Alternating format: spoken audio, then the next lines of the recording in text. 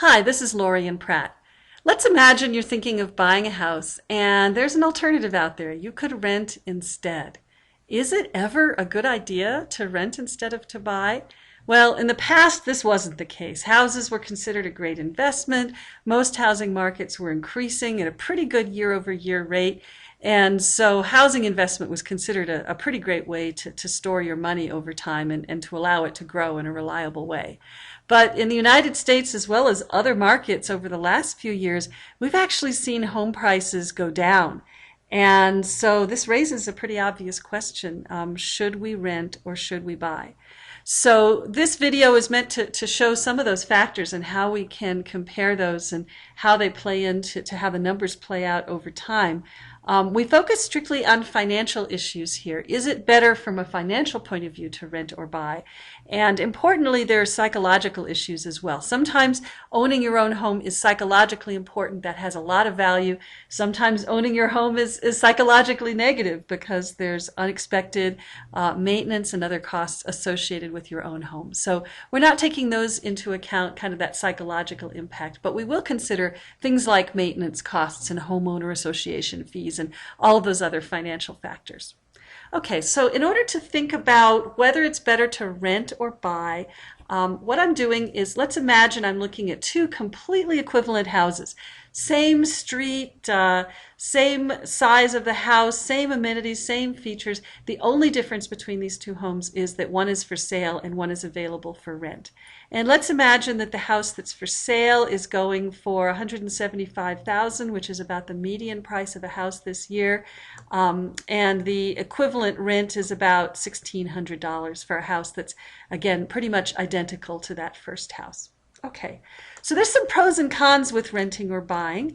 Probably the biggest benefit of renting is you don't have to pay a down payment. So you've got, for this house, we've assumed that the down payment is 20% of $175,000 or $35,000. So there's a benefit to renting, which is you have this $35,000 cash in hand that you wouldn't otherwise have because you'd be paying it on a down payment for a house. On the other hand, there's a downside to renting, which is your landlord is allowed to raise your rent every year, and most landlords do that. And so what I've shown in these two red boxes, as you'll see throughout this video, are some of the assumptions that surround us. These are things that we can't control, but we can change the levels of these assumptions in order to understand what are the circumstances in which renting versus buying is a good idea or a bad idea. So here our first assumption is that our rent grows at 3% per year, and we've also assumed that if we invest that cash on hand, that we will get 6% back on an annual basis. 6% annually of $35,000 comes out to $175 per month. That will be a benefit from renting the house because we can invest that money. On the other hand, we do have to pay rent. So I'll run a quick simulation, watch the number of years go up and the number of months go up. Look what happens to our cash on hand. Boom, it goes down and down and down as the years go on. We get to the point where by year 10, we're at negative $55,000 compared to if we hadn't decided to rent a house. And that same number is traced by the green line in this left-hand side display as well. So obviously, we're going to lose money from a cash on hand point of view if we decide to rent.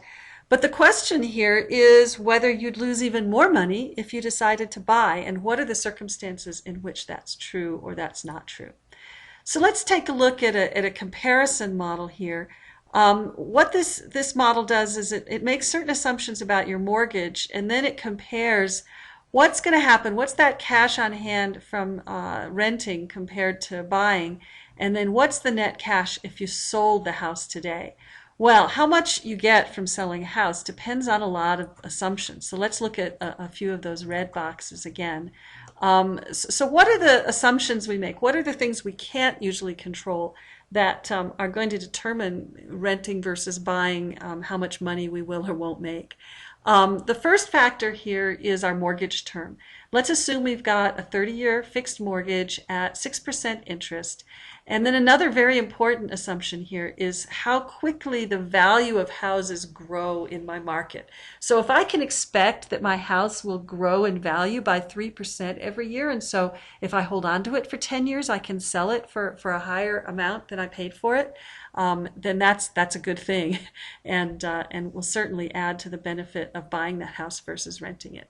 The other two assumptions I had earlier, the return on investment of the down payment and how much rent grows year to year, those are also shown here. And then the last assumption I have is if we were to sell this house, how much would it cost just to sell it? We have to pay fees to a real estate agent. We have to pay fees to list and sell the house. And we're assuming that that's a percentage of the value of the house. In this case, it comes out to $10,500. Okay, so under those assumptions, let's take a look at what happens to the benefit, the cash in hand. How much cash do we have in our pocket if we choose to rent versus if we sold the house today? And this amount we get from selling the house is the home value minus the debt minus this transaction cost, how much it costs to sell the house. And at the beginning, of course, that's just that $175,000 minus our debt of $140 minus the transaction cost. So we'll at the very beginning, obviously the first day we're sitting in the house, it's better to rent than to buy because we didn't have this big outlay for the down payment. But how does that change over time? So again, let's watch the number of years increase, and it's kind of like a horse race between the purple and the green bars. The green bar is how well the renter's doing, and the purple bar is how well the equivalent buyer is doing. And you can see very quickly purple goes up and green goes down, and that's reflected as well in these graphs here. So here we are only 5 3/4 years into our mortgage, and if we sell the house today, we make $68,000. In contrast, a renter, he is out of pocket by $1,700. So certainly the difference between those two numbers, the benefit of owning versus renting, is a big number, $70,217. Now let me emphasize, I have not inflation adjusted these numbers, so they shouldn't be taken as gospel figures, but more indicative, and certainly the fact that under these circumstances we're going to do much better buying versus renting, that's definitely true. So here's the question. What if we're in one of those markets where houses are not going up in value, they're actually going down in value? So this home annual appreciation rate, instead of 3% every year, my house is actually losing its value by 3% every year. How is that going to change the horse race between the purple bar and the green bar over time? On the one hand, you think, wow, my house is losing value every year, therefore that's a problem and it'd be better to rent. I don't want to be in a house that's losing its value. It'd be better to rent a house. But renting still costs money. We're still out of pocket every month by the amount of our rent. So it's not immediately obvious how this is going to play out. So let's watch this number of years increase over time again, and let's see whether the purple line or the green line wins. Well, definitely the purple line. Definitely it's still better to be owning the house rather than if we were renting the house. Here we are after 22 years of holding on to the house, and if we sold it today, yeah, the home value's gone down from $175,000 down to $91,000. It's really lost a lot of its value. However, and that means that we'd only get $16,000 if we sold the house today because we still have a lot of debt after 22 years. But look at how much we've lost through paying rent every single month. We're down almost $500,000 by paying this $1,600 in rent over 22 years. So just having a house appreciation rate that loses value every year does not mean that you shouldn't buy a house. In certain markets, under at least these assumptions, you should still buy a house if you're planning on selling it after 22 years or even after the full mortgage, because these numbers are still diverging. So let's look at a couple of the factors that might be a little bit different that would change all of this. What this plot shows is it's a number of those other assumptions in these red boxes. Again, these are things that we can't change. We don't have control over the property tax that we pay or how much it costs to maintain this house, but there's certainly factors that affect us very strongly. And we can make some assumptions about how much our house will cost. So for instance, the model that we've been running assumes that we're paying about $72 a month in various maintenance efforts on this $175,000 house. It assumes our property tax rate is 1% per year, which comes out to $182 per month, that we have homeowners insurance and HOA dues. So all of these red boxes end up adding up to the values in these blue boxes, which add up to the total monthly cost of owning a home, which is $546, over and above your $834 monthly mortgage payment. Now, on the other hand, we do have a tax benefit from owning a house, and at a 30% income tax rate, we get about a $264 per month income tax savings from an interest deduction. So this monthly benefit of owning a house is that $264.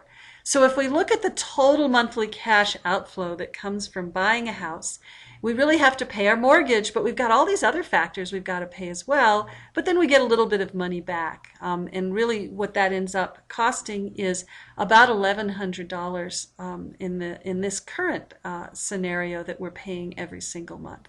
And that's pretty low. It's pretty low compared to the rent that we're paying every month. And that's why under the numbers that we saw earlier, we end up doing pretty well. So let's consider what happens if we change some of these factors. Let's assume this house is a fixer-upper and it doesn't cost $72 every month to maintain, but our maintenance factor goes up to where it costs maybe a couple of $100 to maintain every month. Let's assume our property tax rates are a little bit higher, up here around 3%. We have to pay more in homeowners insurance, and maybe our HOA dues are higher, and our marginal income tax rate, let's assume that's a little lower, so we get less of a benefit every month on income tax. Just by making those adjustments, our total monthly cash outflow if we buy a house has now increased. We have to pay more every month for this house. We still pay the same in mortgage, but now because of these other factors, our monthly cost of owning a house is greater, and our monthly benefit of owning a house is a little bit less, and so it nets out to this $1,634. Now let's also consider what happens if that same house is of a lower interest rate. Has a lower annual appreciation rate. So let's say we're also in a down market, and instead of growing by 3% every year, the value of my house is going to decrease by 3% every year. So I'll do the same thing we did in the last simulation. So the factors here are a little bit different, right? We've got a lot going on. We've got higher costs. We've got a house that doesn't appreciate as much. What's going to happen to the horse race? Am I still going to do better as a buyer than if I rented exactly the same house in equivalent circumstances in the same location? Let's take a look at what's going on here. And what you can see is, sure enough, for a good long time under this scenario, I do much better as a renter. So you can see up until it was about 14 years, if I sold that house early, I would do better as a renter. But then we did hit a crossover point. We hit this point that even though the home value has decreased substantially, it's not worth $175,000 anymore, but my debt's still high, so I'd only get $8,000. But I still, because I'm throwing money into renting, the cash in hand I have is still considerably less. And you can see how this number just plummets over time, that as we get to the point that I cross through 16, 17, 18, 19 years, there's a huge difference still. It's still better in this case to be a homeowner than to rent, because the difference between these two numbers is $229,000. So really the question arises, under what circumstances would it be better to rent? Well, it turns out that the way that the situation in which it would be better to rent is really when your depreciation is pretty substantial. So instead of losing value at 3%, you lose value at maybe 7%. When we start to do that, and then we run the simulation again, what you can see is renting stays above buying all the way out to, it was about 8 years. And we need to see that happen, plus we need to see our monthly costs be quite high in order for the benefits of renting to exceed the benefits of buying. So you can see my total monthly cash outflow now is $2,000 in this scenario. And again, I'll take this home annual appreciation rate and I'll make it negative. In those circumstances, we do see that renting really wins the race. This is where the green bar stays high for a good long time before here we are around year 23 when we finally cross back and have the point that there's a benefit of owning versus renting. So what's the moral of the story? Really, there have to be a lot of things that go wrong, but they can exist for renting to be a superior choice to buying a house from a purely financial point of view. You have to have the house depreciate on a regular basis. You also need to have what seem to be pretty high monthly costs, but you know these are high, but they're not at all unreasonable. A fixer-upper house, sure, it could cost $100 a month. In fact, a fixer-upper house could have an unexpected $20,000 roof for all you know. And if that happens, it completely blows this all out of the water because all of that money benefit that you get no longer exists. So I guess the bottom line is think carefully. This is probably the biggest investment you will ever make in your life as you think about the value of renting a house versus buying. And really think through these factors very systematically. Ask yourself, do you think homes in your area are going to appreciate? And then also think about these monthly costs of owning a home, which are a good portion. It's not just your mortgage, but it's these other factors. And if they're big enough, you can get to this point where if you're going to sell the house within 10 years or 15 years, under these kinds of numeric assumptions, that you actually would do better to rent a house for that time period. So, you know, ask yourself how long you're going to stay there and whether it's going to be worth it. One of the biggest investments we make in our life is buying a house. So it's worth, you know, all day long running these numbers to get hundreds of thousands of dollars in benefit potentially by making the right choice. Thank you.